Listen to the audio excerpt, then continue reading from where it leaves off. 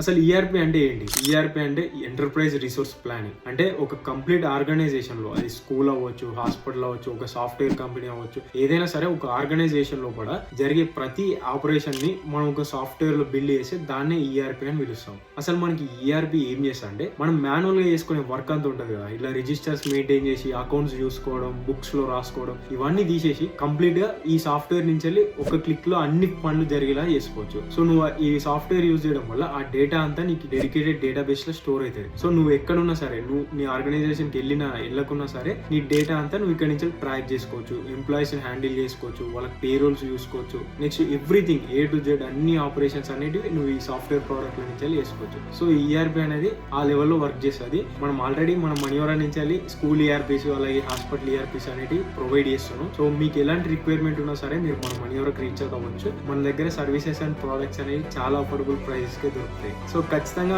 మీకు తెలిసిన వాళ్ళకి ఎవరికైనా రిక్వైర్మెంట్ ఉన్నా సరే ఈ వీడియో షేర్ చేయండి.